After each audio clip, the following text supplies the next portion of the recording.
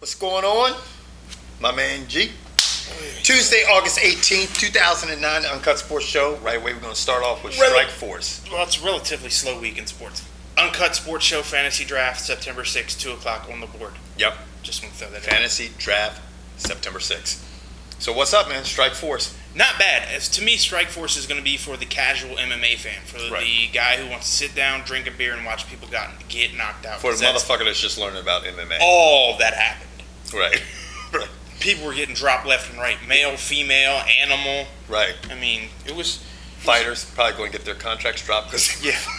No, not from Strikeforce. Right. Who are they going to replace them with? They need to move up their roster. My new favorite fighter is Musawi.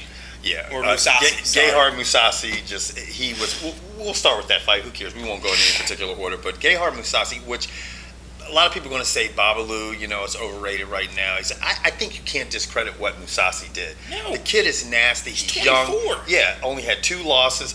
I mean, he just ate Babalu up. I gotta find out who he lost to, because he walked across the ring and punched Babalu in the face, put him on the ground, punched him in the face some more, walked out and said, "Yeah." And we had a lot of our followers making comments saying that Gayhard was going to do that, man. He trains with Fedor, so he obviously got that Fedor demeanor. Because after the fight, he was like to try that shit again? Yeah, I was thinking too much. See the shit, Kevin talks about shit he has to put up with me. Look at this. I didn't sign up for this shit. Anyway, moving on to somebody who could possibly be challenging Fedor in the near future. Fabricio Verdum basically said, "I don't care how nice your hands are, Mike Kyle, I'm putting you to sleep in this guillotine." Just choked him out. That mug is nasty, man. He's got some nasty nasty ground game, and he proved it because he put him away pretty much in the first round. Yeah, I don't think not many of these fights, with the exception of the little Asian dude who said Melendez was greasing. Well, no, that was a TKO too. Yeah, but not in the first round. No, not in the first round. Now, yeah, that's another fight. I mean, basically, Gil Melendez basically revenged one of his 2 losses that he's had during his career, which one came from Machida. And looked so dominant. I mean, he was hitting him. Every punch he threw was hitting him dead on. Yeah. And then now... He was accurate. That nigga was accurate. I learned all my language from George, man. Don't think because I'm the black guy that I speak, because George teaches me all the ghetto shit. Yeah, that's me. Anyway, Melendez has now been accused of actually greasing for this fight, and there's been a verbal complaint. God! I mean, greasing. He was greasing your face with punches. Is what he was doing. You got your ass whipped, okay? Yeah. Now, Ashita, if I ever run into your ass, you know what I'm saying? Well, you probably pat him on the head, because I think he's shorter like this. Than you. Don't fuck me up. Don't kick me in my ankles or my titanium hip. But anyway, Gil Melendez ended up on top, TKO in the 3rd round. Dominant. Most people predicted that he would come back and beat this cat, and he did. But the big fight of the night, obviously, were the girls. Cat fight. That was a brawl, dude. No. As much as I want to see. I said it was a mall. Yeah. You see, I changed up. Yeah, it was a mall. That was embarrassing. I'm going to make it fast as I can because I know we're always on a time limit. But the thing is this, man. What I'm finding out in MMA is that people who are athletic, just like when I bodybuild, when I did it a long time ago, I had genetics that were far superior than most guys, and then 10 years later, I'm like, wow, my structure and shape doesn't matter anymore. When people who are real true athletes and have great genetics get into a sport, you're going to get fucked up. Brock Lesnar, is not as good a technician as Frank Mir. It did not matter. No, but his power, strength, and speed, which I don't know why people can't admit that. Okay, it makes a difference. Yeah, maybe you hate Brock Lesnar, but the dude is a freakish athlete. He is a freakish fucking... And same with Cyborg. Same thing with Cyborg. Carano's a better technician. She's a better striker. You can see it. But it didn't matter. Even when Cyborg threw her down, Carano ended up on top. But she just threw Carano's ass up, and she fucking overpowered her. That girl, and people saying, well, if it got into the 2nd round, fuck no, I don't want to hear it. I was pulling for Carano, but it did not matter because that girl, Cyborg, was manhandling her, man. She had nothing for her. And you know what? It's like if you get attacked by a fucking grizzly bear. You fight that grizzly bear off for 30 seconds, you're going to be breathing hard as fuck.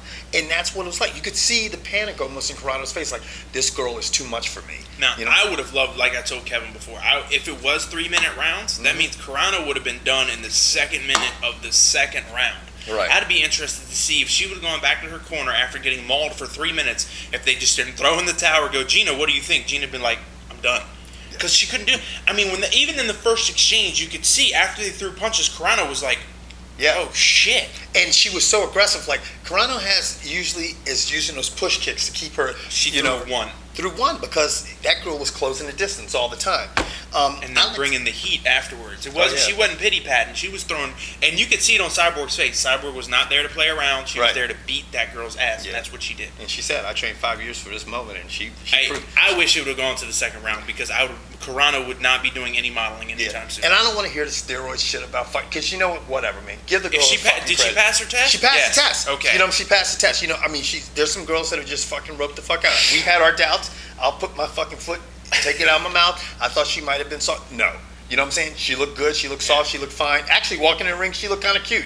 You know? Did I go too far? Yeah. Okay, well, fuck you, man. I'm just here. Speaking of. To each their own, right? Yeah. Okay. Come on, man. Speaking of more MMA news, what's the big MMA? This is just shocking. Chuck Liddell. Chuck. You gotta love that shit, man. He's gonna be dancing with the stars, shorty. Him and Michael Irvin. Michael Irvin's gonna be all amped up. What's the next move, dog? But this is funny. They've approached Chuck Liddell a couple times about this, and he said he obviously didn't do it before because he was fighting. Yeah, well, he's not fighting now. He's gonna be fighting on the dance floor, cutting a rug. Yeah, you know, I mean, what do you think? September 21st. He's all excited about it. He says his friends are going to be giving him a rough time about it. And he said, I'm doing this to win. He's like, I'm gonna train as hard as I can. You know.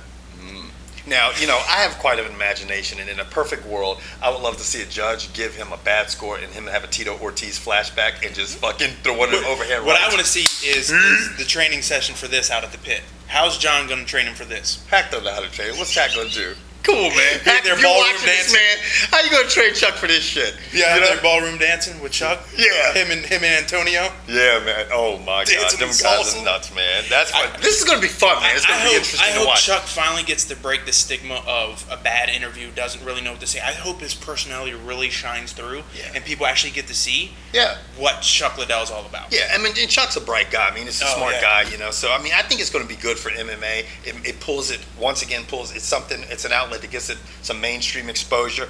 I think everybody should be happy, Dana White included, that he's doing this. That would be George's white boy version of Usain Bolt.